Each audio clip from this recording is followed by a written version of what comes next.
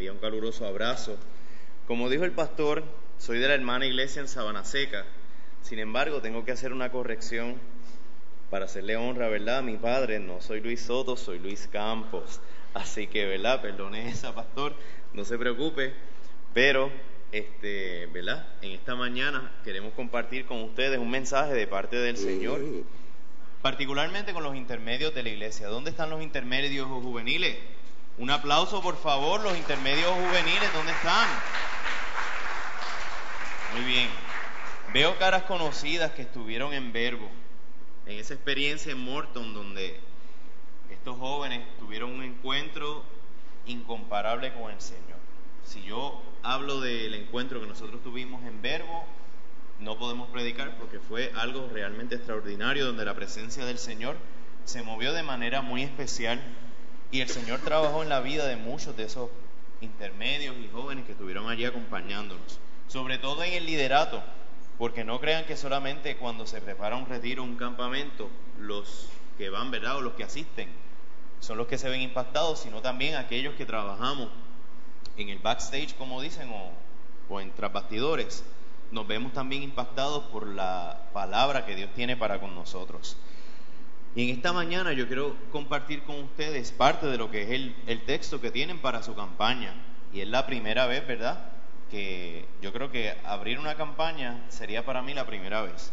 Así que dentro de todo, ¿verdad?, el Señor se manifiesta y obra de maneras especiales. He tenido la oportunidad de ir a predicar a varios lugares y qué bueno que el Señor, ¿verdad?, tuvo el deseo de que en esta mañana estuviera aquí compartiendo con ustedes.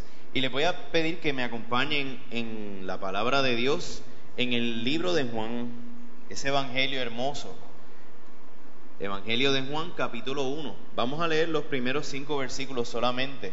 Así que ustedes, ¿verdad?, pueden encender sus Biblias, celulares, o, ¿verdad?, abren sus Biblias y pueden buscar ese evangelio hermoso. Una vez usted lo consiga, nos ponemos en pie en reverencia a la palabra del Señor y de igual manera damos lectura a él. Si usted lo encontró, dice amén. De lo contrario, dice misericordia, y le damos un tiempito adicional.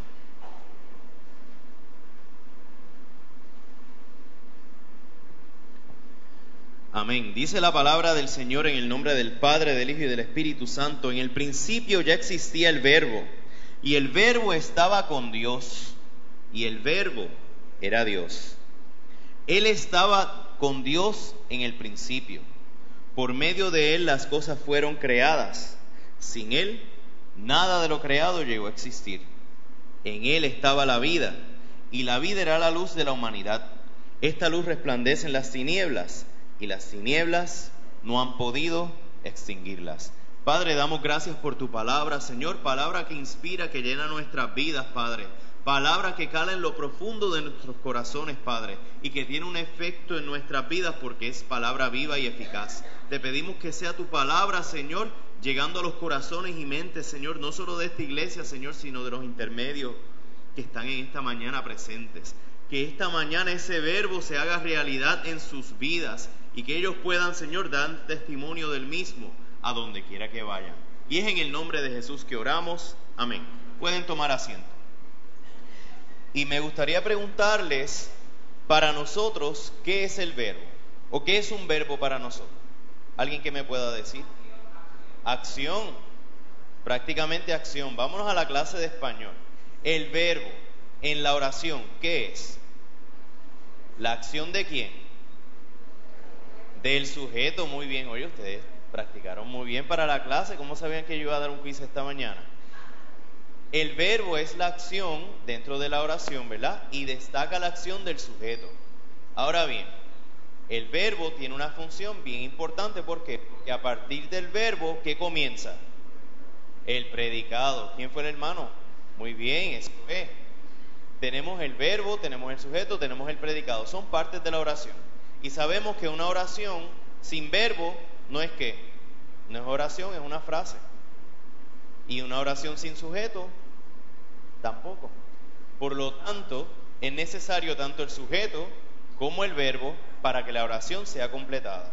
Si nosotros fuésemos oraciones, necesitamos del sujeto y del verbo. Si somos nosotros los sujetos, ¿Quién es el verbo en nosotros? Jesucristo. Por lo tanto, ese verbo tiene que estar en nosotros para nosotros estar completos y para poder, ¿verdad?, completar esa oración. El verbo se puede identificar también de muchos modos. Identifica el modo en que se realiza la acción y la persona que lo realiza. Es decir, que indica la acción que tiene el sujeto. Por tanto, desde nuestra limitación del lenguaje, que es el que utilizamos para comunicarnos, y su estructura, resulta imposible aplicar las reglas del lenguaje, pues no es solo Jesús es el verbo, sino que es el sujeto. Así que las reglas de español las podemos conocer para nosotros, pero no la podemos aplicar completamente a lo que es la palabra. ¿Por qué? Porque en la palabra Jesús es el sujeto y también es el verbo. Jesús es persona, pero también es acción. Los verbos se presentan en distintos tiempos de igual manera. Y esa es la parte que probablemente nos da dolor de cabeza en la escuela. Cuando empiezan y nos dicen, tienes que conjugar el verbo en tiempo pasado, en tiempo presente o tiempo futuro, el verbo participio, el gerundio, y entonces ahí es que nosotros como que no cuadramos con eso. Pero qué bueno que nosotros sabemos algo de los verbos y que lo vamos a practicar ahora también. Además de los verbos de conjugarse, al tiempo se conjugan al sujeto. Por lo tanto, si yo utilizo uno de los verbos más usados en español, que se los voy a compartir, que es hablar, si yo digo yo hablo, pues ya conjugué el verbo. Pero si entonces yo digo tú hablas, muy bien. Él o ella hablan. Nosotros, ustedes, muy bien, ya tenemos la primera lección lista. Vamos con el segundo verbo más utilizado. Y es un verbo que una vez yo lo mencione, se supone que ese efecto no ocurra en nosotros. Y se llama comer. El segundo verbo más usado es comer. Y yo les prometo que antes de las 5 van a irse a comer. No se preocupen. Si yo digo yo como, tú, él, nosotros, ustedes, muy bien. Y la tercera, vivir. Yo, ustedes, él o ella, nosotros y ustedes, muy bien. Ahora, hay una palabra que se utiliza, y yo sé que los intermedios en esta la van a pegar y se la van a saber de lo más bien. ¿Por qué? Porque es la palabra texteo. La palabra texteo, vamos a ver. Yo, tú, él o ella, nosotros, ustedes. Lo que pasa es que ustedes están incorrectos porque texteo no es una palabra, así que aunque la conjugaron bien, no es una palabra. ¿Entendimos esa parte? ¿Está bien? Pero sí es la acción o efecto de escribir. Y muchas veces en los diccionarios, cuando buscamos la definición de un verbo, nos aparece acción o efecto de correr, acción o efecto de hacer esto o lo otro, y entonces no me está dando una definición. Pero qué bueno que en la palabra de Dios el verbo se define, y se define en la persona de Jesús. Pero vamos a hablar ahora de Juan y de lo que propone con Jesús como el verbo. Y dice que Juan, ¿verdad?, es el discípulo que escribe este evangelio entre los años 80 y 95 aproximadamente. No para narrar una historia, sino para que el mundo crea que Jesús es el verbo, que Jesús es el Hijo de Dios, que Jesús es el Salvador del mundo. Jesús ya había muerto y resucitado cuando este evangelio se escribe, por lo tanto los discípulos están avanzados en edad y el cristianismo se está esparciendo por el mundo. Pero el mundo de ese momento, es decir, Roma, Grecia, Palestina, esa área, nosotros esta área de acá no existía, así que eso no era considerado parte del mundo. En ese mundo, es decir, tiempo y contexto histórico, había muchas formas de pensamiento contrarias a lo que Cristo estaba enseñando, lo que contrasta con lo que hablamos en esta mañana, que serían sus enseñanzas, puede obtener, ¿verdad? La que contrasta, perdóneme, en esta mañana sería el conocimiento. ¿Por qué? Porque ellos entendían que la salvación se podía obtener a través del conocimiento. Y Juan es bien preciso en utilizar la palabra verbo. Siendo Jesús el verbo, que significa logos o conocimiento, vemos entonces cómo él también trata de alcanzar a estas personas que tenían un pensamiento distinto sobre lo que es la salvación. Un pensamiento distinto sobre lo que era, ¿verdad?, poder ser salvos. También se dice que ese pasaje era un himno. Y una de las referencias que se hace a ese pasaje se encuentra en el Salmo 33 del 6 al 9. Y dice: por la palabra de Jehová fueron hechos los cielos, y todo el ejército de ellos por el aliento de su boca. Él junta como montón las aguas del mar, pone depósitos en los abismos. Tema a Jehová toda la tierra, teman delante de él todos los habitantes del mundo, porque él dijo y fue hecho, mandó y existió. Así que en ese verso podemos ver una similitud que hay con este versículo que leímos hace un rato en Juan. Y ese estilo es completamente distinto. Cuando uno lee el principio de cada uno de los evangelios o el prólogo, uno se puede percatar que hay diferencias. Pero este evangelio en particular es más diferente que todos los demás. ¿Por qué? Los evangelios son puntos de vista, ¿verdad?, que pudiésemos decir, desde los cuales están diciendo una historia, y sería la historia de Jesús. Pero ¿qué sucede? Que Juan tiene un propósito mayor, y ese propósito, como mencionamos, era que el mundo creyera que Jesús era el Salvador. Ahora, ¿quién es Jesús para nosotros? ¿Quién es Jesús para nosotros? Dice el versículo que es tema de ustedes para esta campaña: y el Verbo se hizo hombre y habitó entre nosotros, y hemos contemplado su gloria, la gloria que corresponde al Hijo unigénito del Padre, lleno de gracia y de verdad. Y desde que Jesús era niño, narran los evangelios que él era lleno de gracia y verdad. Cuando estaba chiquito, él se perdió, se fue al templo, como pasa a veces con los hijos, ¿verdad?, con los niños. Ellos se van al área de juguetes y son los adultos los que se pierden. Eso no es cierto. Los adultos se pierden porque van a buscar cosas de adultos, pero ellos van al área de los juguetes. ¿Cómo no entonces vamos a saber dónde están ellos? Pues Jesús estaba en el templo y le dice a su padre y a su madre: yo estaba en el templo, yo estaba en la casa de mi padre. Él estaba buscando el rostro del Señor, estaba buscando del rostro de Dios, estaba enseñando, cosa que era inconcebible en ese momento. Y a eso es a lo que Jesús nos llama en esta mañana, a que busquemos cada día más de Él, porque Él para nosotros es el Verbo, y a ustedes como intermedios que puedan también hacer lo mismo. Jesús es el Logos, el Verbo, la sabiduría o la palabra de Dios. Si Jesús es la palabra de Dios, o Jesús, ¿verdad?, es Dios, a Él se le ocurrió hacerse humano para experimentar en carne propia el dolor, el hambre, la sed y los sentimientos que nosotros tenemos. Por lo tanto, cuando nosotros estamos atravesando una dificultad, como decía el cántico que cantamos hace unos minutos, Jesús atravesó todo eso. Y en medio de todas esas situaciones nosotros debemos llevar a cabo una acción, y es alabar, y es adorar el nombre de Dios.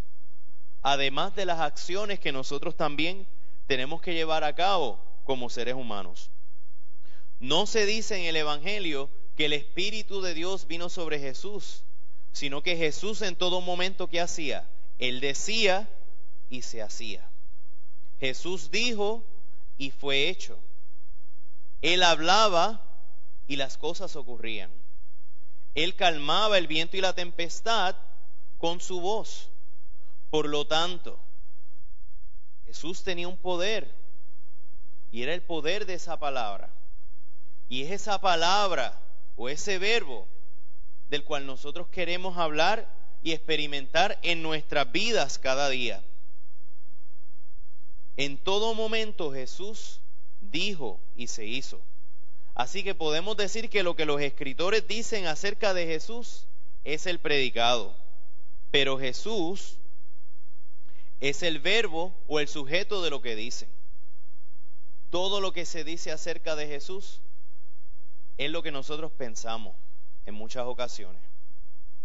Pero todo lo que Jesús dijo y hace es la palabra, es el verbo, es la acción. Y es en eso en lo que nosotros nos tenemos que fijar. Porque en muchas ocasiones ponemos nuestra mirada en el hombre, como dicen. y vemos las acciones y las decisiones que se llevan a cabo, y las decisiones y las acciones que se toman, pero no vemos las acciones y decisiones que tomó Jesús. Y en nuestra vida, si nosotros vamos a emular el ejemplo de Jesús, tenemos entonces que ¿qué? Tenemos que entonces considerar sus acciones y sus decisiones.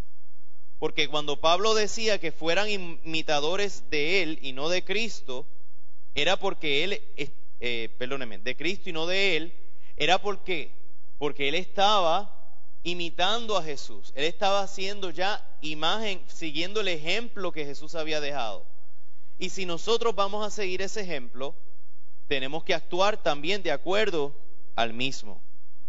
No podemos decir una cosa y hacer otra, sino que tenemos que ¿qué? Tiene que haber una coordinación entre lo que decimos y lo que hablamos.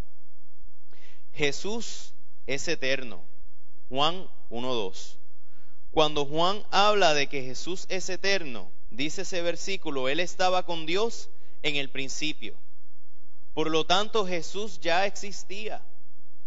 Él estaba con el Padre desde el momento de la creación. Y es importante, y para Juan es importante saber eso y recalcar eso. ¿Por qué? Porque Jesús es el rol. Jesús juega un rol esencial en la creación. Cuando Dios dice, y se hizo la luz se hizo. Cuando Dios dijo que se separaran el firmamento de las aguas de la tierra, ¿qué sucede? Cuando eso ocurre, estamos viendo las acciones de parte de Dios. Y en todo momento en los evangelios podemos ver que Jesús menciona y ocurre un milagro. Jesús dice y se hace. Y es a eso a lo que Él nos llama a cada uno de nosotros. Para Juan, el Verbo es la palabra de Dios. El Verbo es creador. Desde toda la eternidad estaba con Dios. Y era Dios, se hizo carne y habitó entre nosotros. Y hay varios textos que hacen referencia de lo que Juan escribe sobre ese verso. Génesis 1:1 dice, en el principio creó Dios los cielos y la tierra.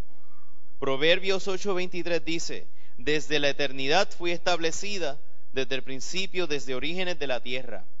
Y ahí hace referencia a la sabiduría. Así que esa sabiduría, ese conocimiento, ese logos, está desde la eternidad. Y por eso es que Juan lo escribe en ese evangelio, para poder alcanzar a aquellos que no conocían, porque dijimos al principio que era su propósito, que el mundo creyera que Jesús fue enviado. Y Juan estaba haciendo hasta lo imposible para que el mundo creyera. Y hoy, 2000 años después, nosotros tenemos esa palabra y podemos decir que también creemos por lo que Jesús dijo e hizo cuando estuvo aquí en la tierra. Jesús es Dios y es uno con el Padre. Esa oración que Él hace por sus discípulos, yo no sé ustedes, pero a mí me impacta. Dice, no ruego solo por esto, ruego también por los que han de creer en mí por el mensaje de ellos, para que todos sean uno, Padre. Así como tú estás en mí y yo en ti, permite que ellos también estén en nosotros, para que el mundo crea que tú me has enviado. Yo les he dado la gloria que me diste, para que sean uno, así como nosotros somos uno. Y en ellos, tú y tú en mí, permite que alcancen la perfección en la unidad. Y así el mundo reconozca que tú me enviaste y los has amado a ellos, tanto como a mí me has amado. Y ese logos, o ese verbo actúa en la historia. Ese verbo es luz, ese verbo es salvación. Ese logos o ese verbo que es Jesús se identificó y se hizo hombre para que todo aquel que en Él creyera no se perdiera, sino que tuviera vida eterna. Así que cuando Jesús dice que Él es el camino, la verdad y la vida, cuando Él dice que nosotros somos la luz del mundo, significa que nosotros también somos parte de ese verbo, que nosotros también tenemos un rol y un área con la cual desempeñar en nuestra vida, que allá en la escuela donde yo esté, allá en el lugar de trabajo donde yo me encuentre, yo también tengo que ser verbo. Yo no puedo ser verbo solamente en la iglesia. Yo no puedo demostrar la acción solamente en los lugares donde me están mirando. Yo tengo que demostrar la acción en todo momento. Y es la acción de Jesucristo y es ese amor que Él tiene para conmigo. Jesús amó al mundo. En Juan 1, del 1 al 2, se repite 4 veces el era, o la palabra era, o la preexistencia de lo que es el logos. Esa repetición del mundo que aparece en el libro de Juan, que se ve en el versículo que dice, que dice en el versículo que dice, tanto amó el evangelio, es que no tengo los espejuelos, perdónenme, así que de verdad, aquí estoy. Ahora sí, Él es el Salvador del mundo, Él da vida al mundo, Él es la luz del mundo, Él ha venido para salvar al mundo. Ha de saber que el mundo amó al Padre.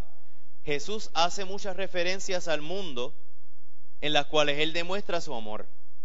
Sin embargo, nosotros en este siglo hacemos muchas referencias al mundo desde el aspecto negativo y decimos, el mundo está mal, las cosas están malas, la situación está difícil. Y ante todos esos negativos que nosotros hacemos, Jesús demuestra con su poder, a través de su palabra, el amor que Él tiene para el mundo. Él demuestra cómo Él puede cambiar al mundo, cómo Él puede transformar el mundo, cómo Él puede amar al mundo. Y es a través de ese sacrificio que Él hace en la cruz del Calvario que entonces podemos ver y experimentar ese amor que Él tiene para con nosotros. Nosotros no podemos decir que Jesús no amó al mundo. Lo amó tanto que dio su vida por Él. Y con todo y eso, en ocasiones nos preguntamos, ¿dónde estaba Dios en medio de esta situación? Ante la muerte de un ser querido, ante la pérdida de algo, ante un divorcio, ante una situación delicada de salud. Y comenzamos a cuestionarnos, ¿pero dónde está Dios? Pero Jesús nos decía que me amaba. Y no vemos el plan que Él tiene para con nosotros, porque hay obstáculos que no nos permiten ver lo que Él está haciendo. Y son esos obstáculos los cuales tenemos que vencer.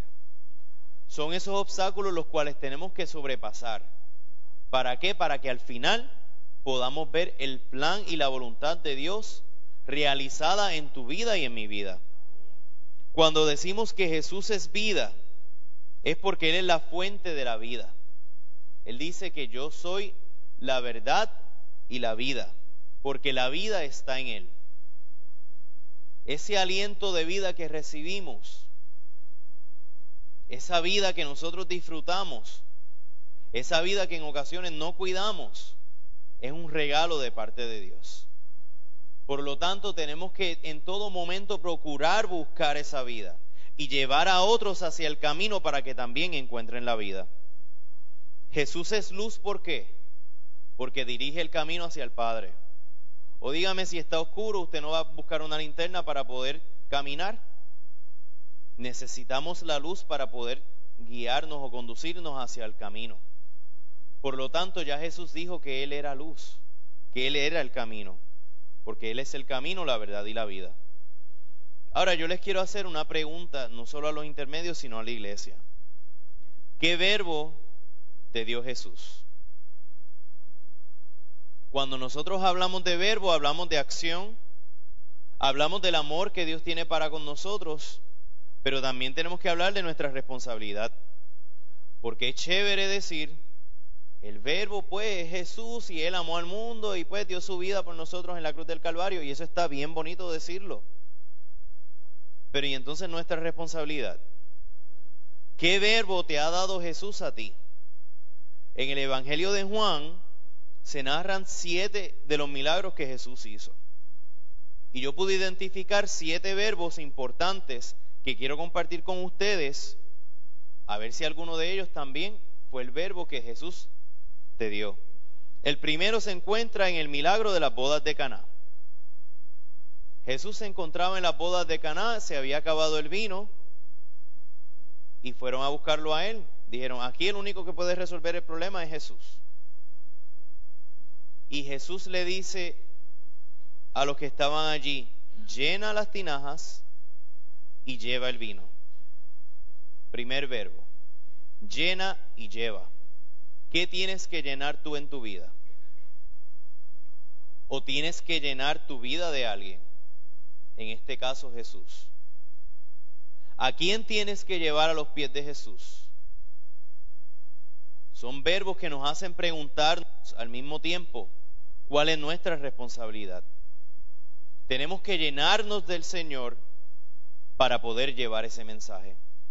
Tenemos que ser llenos de su Espíritu para poder mover a otros. Tenemos que ser llenos de su amor para poder amar a otros. Porque como dice un refrán, no podemos dar de lo que no tenemos. Pero Jesús dio todo lo que tenía para darnos a nosotros vida. Así que ese primer verbo es llenar y llevar.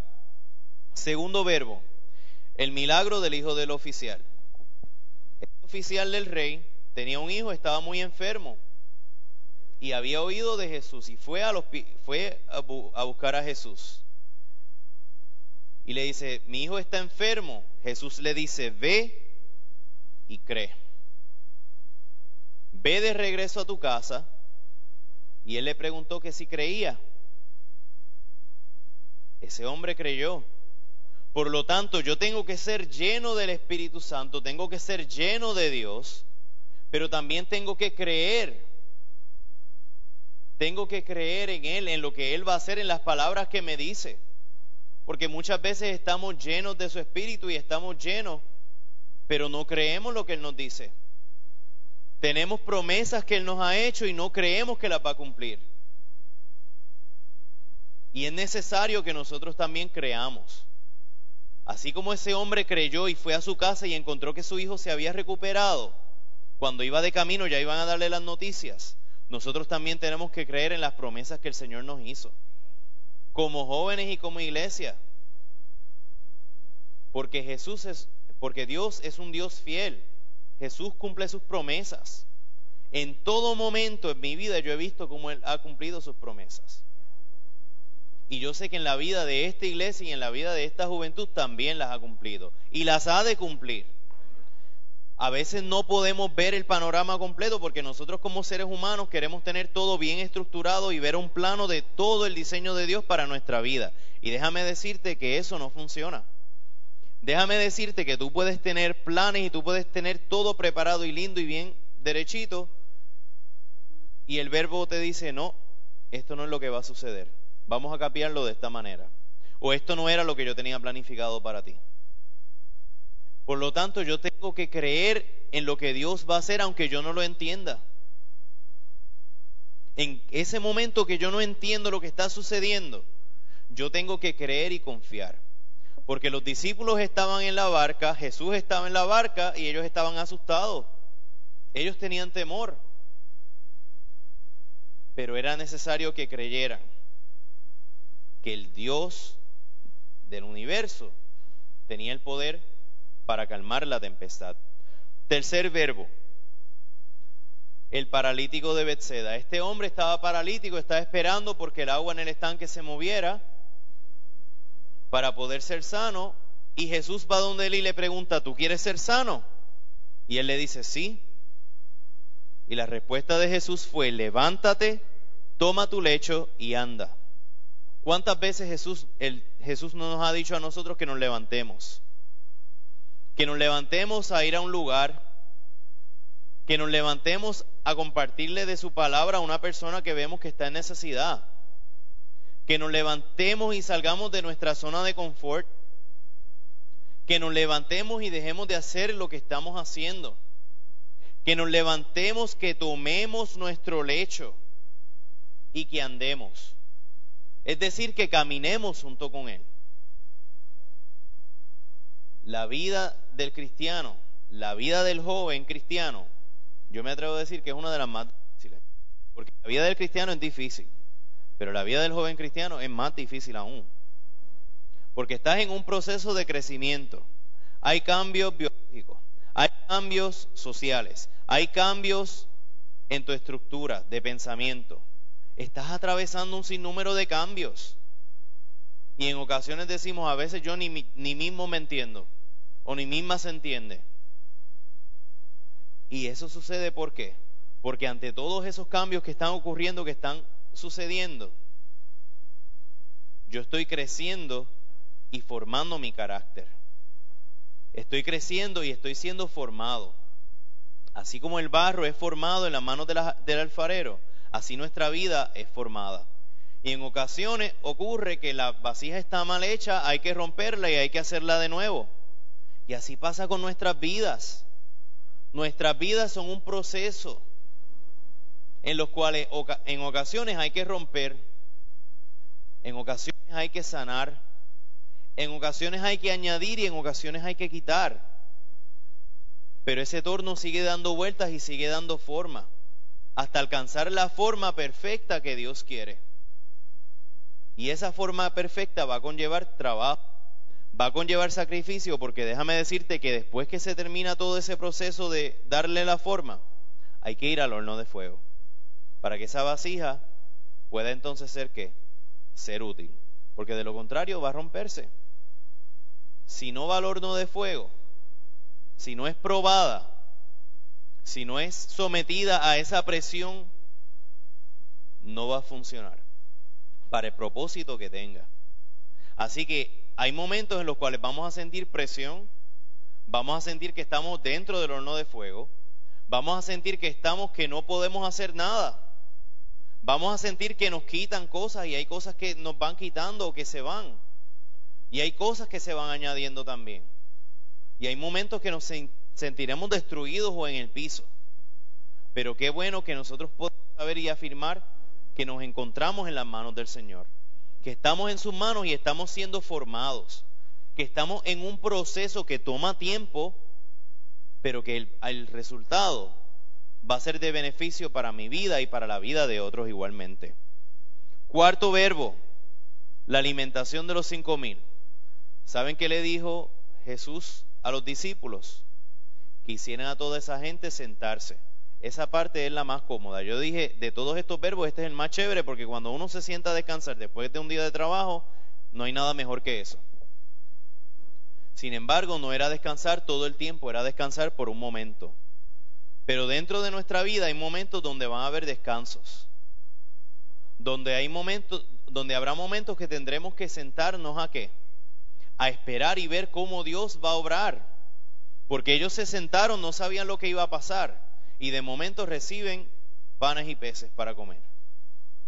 Y como decía ese cántico, que en el silencio Dios está trabajando, así Dios trabaja de igual manera. Hay ocasiones donde estamos en un silencio y decimos, pero es que el Señor no me habla. Hay dos cosas, o tú no lo dejas hablar o está trabajando. Porque muchas veces en nuestras oraciones hablamos, hacemos un monólogo y no dejamos que Dios nos hable.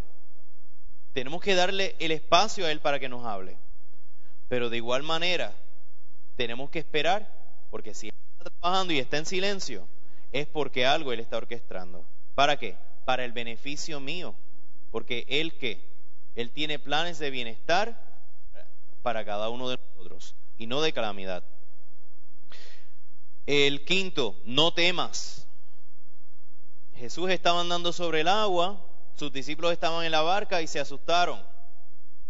El Señor nos manda a no temer ante las circunstancias, a no temer a los cambios, a no temer a las dificultades.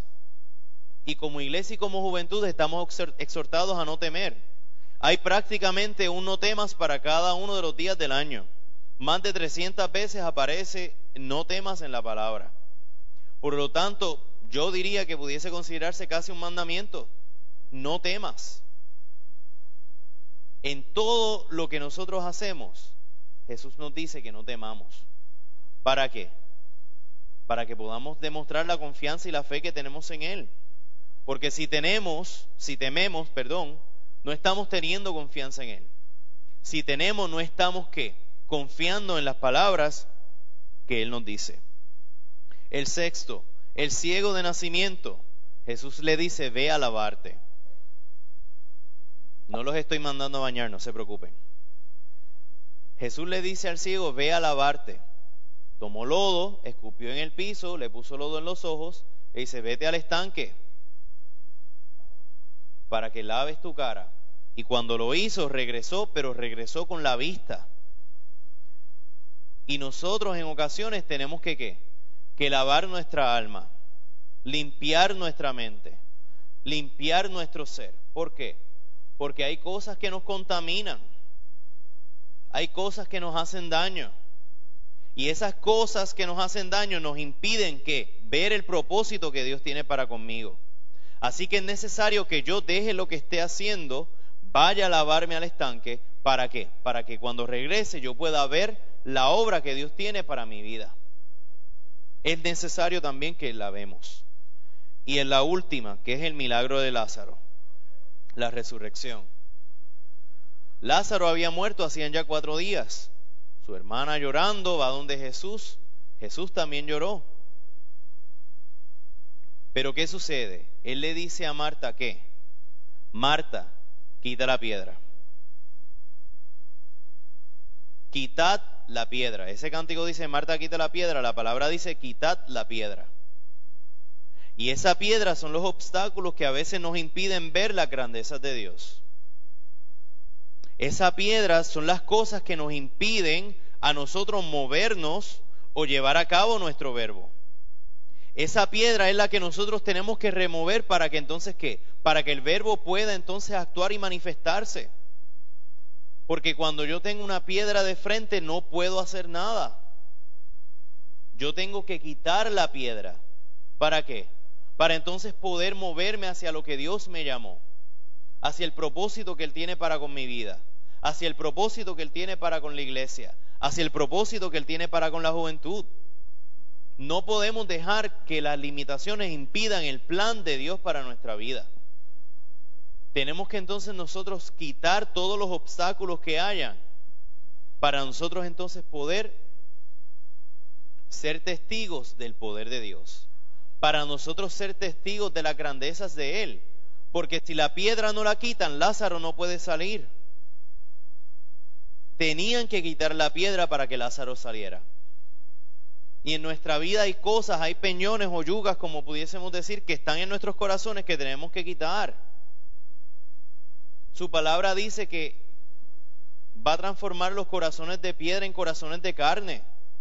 Por lo tanto, eso que impide que la palabra de Dios llegue a mi vida, llegue a mi corazón, tiene que ser eliminado.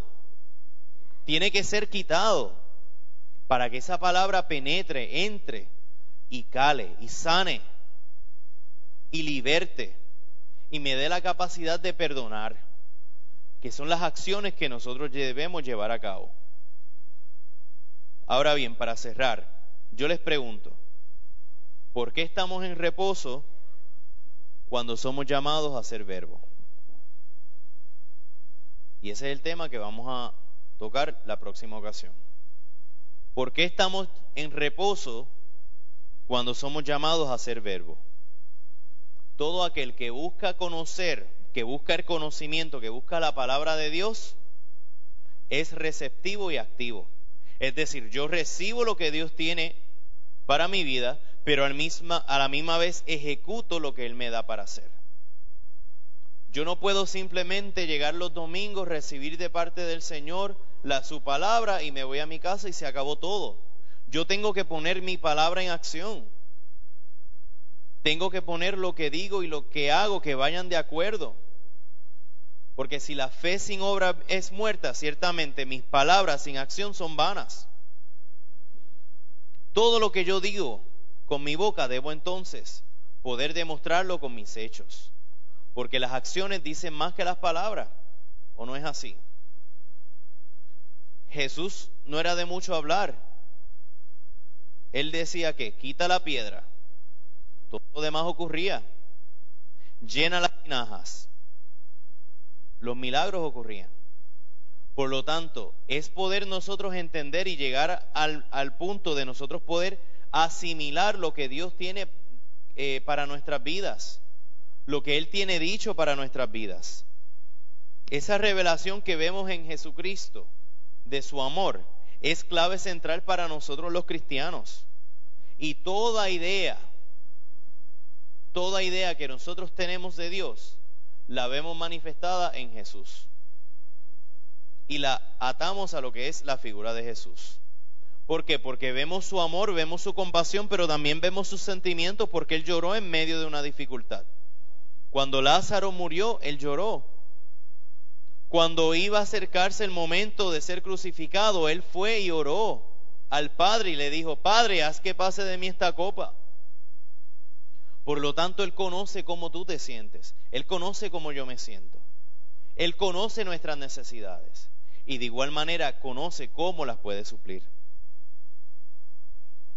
Esas acciones de Jesús pueden verse de distintos ámbitos, tanto sentimentales como milagrosos. Así que sus acciones siempre van ¿a qué? A demostrar su poder. Sus acciones van a demostrar su gloria. Pero sobre todo sus acciones son el ejemplo que nosotros debemos seguir. ¿Para qué? Para nosotros poder ser imitadores de Él. Si nosotros decimos que el Verbo se hizo carne y habitó entre nosotros y nosotros tenemos a Jesús como ejemplo, tenemos nosotros que entonces actuar de acuerdo al carácter de Jesús, de acuerdo al ejemplo de Jesús, de acuerdo a sus acciones, para que entonces ese Verbo que se hizo carne pueda hacerse realidad en la vida nuestra y en la vida de otras personas. Así que si yo les digo cuál es el verbo que destaca a Jesús por sobre todas las cosas, el verbo sería el amor. Y si vamos a las conjugaciones que hicimos al principio, podemos decir que Jesús amó. Jesús nos amó a nosotros. Jesús te amó. Jesús me amó a mí. Por lo tanto, ese amor es tan y tan y tan grande y tan inconcebible que nuestra mente no da para entender su amor. ¿Y queda de nosotros entonces qué? Recibirle con los brazos extendidos. Para que ese amor comience a trabajar en nuestra vida, para que ese verbo pueda hacerse realidad y para que esa acción de amor pueda mover a otros también a amar. Así que yo le voy a pedir en esta mañana a los intermedios que se pongan en pie.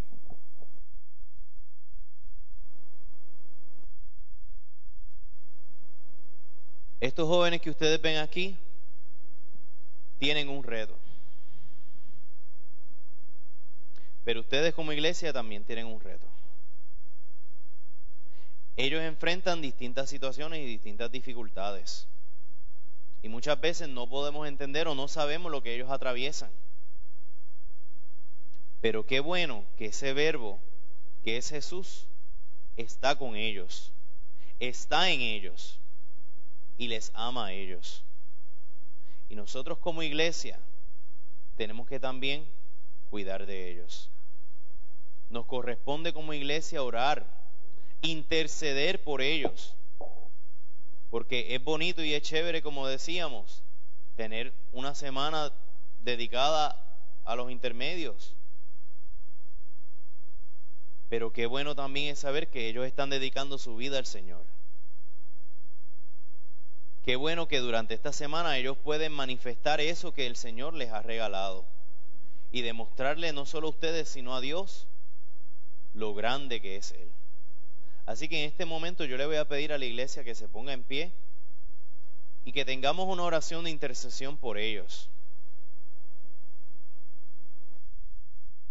Como respuesta al mensaje, nuestro verbo va a ser actuar, va a ser orar por ellos. Nuestra respuesta al mensaje debe ser entonces ser el ejemplo de Jesús. Cuando Jesús vio una necesidad, Él se acercaba. Cuando nosotros veamos una necesidad, nos corresponde a nosotros también acercarnos. Pero sobre todas las cosas, cuando nosotros veamos a alguno de estos intermedios aquí y los que vayan a llegar, que nosotros también les podamos amar como Jesús nos amó a nosotros. Y oramos. Buen Dios y Padre Celestial, gracias te damos por este hermoso día. Gracias, Señor, por la experiencia, Señor, de tener a tu Hijo Jesús como verbo que se hace realidad en nuestras vidas, como verbo, Señor, que trabaja, como verbo que activa, como verbo que dirige, como verbo que ilumina la vida de estos intermedios.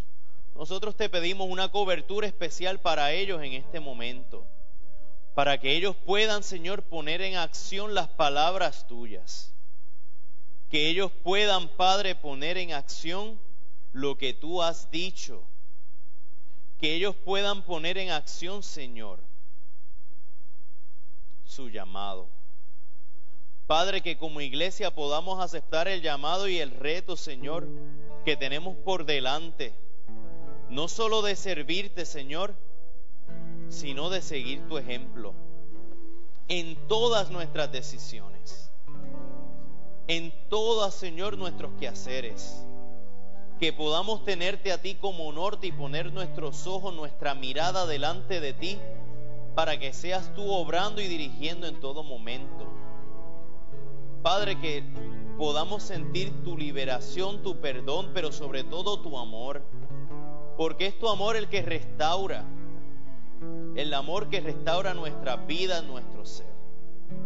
Que ellos puedan salir de aquí restaurados, Señor, por tu palabra, Señor, que es el verbo, que es tu Hijo Jesús, que dio su vida, Señor, en la cruz del Calvario, para que nosotros tuviésemos vida en abundancia. Padre, sé tú dirigiendo en todo momento, sé tú cuidando, pero sobre todas las cosas, sé tú poniendo en ellos tanto el querer como el hacer. Que ellos anhelen, Señor, servirte de corazón, pero que también actúen y trabajen, Señor, en pos de ellos. Para que al final, Padre, tanto ellos como esta hermosa iglesia pueda ver el propósito grande y tus maravillas. Y es en el nombre de tu dulce Hijo amado Jesús, de ese verbo que se hizo carne y habitó entre nosotros, que te damos las gracias y reconocemos que tú reinas en sus vidas. Y es en tu nombre, Jesús, que oramos. Amén. Pueden tomar asiento. Iglesia, que el Señor les bendiga, que el Señor les guarde, y dejo con ustedes entonces al pastor.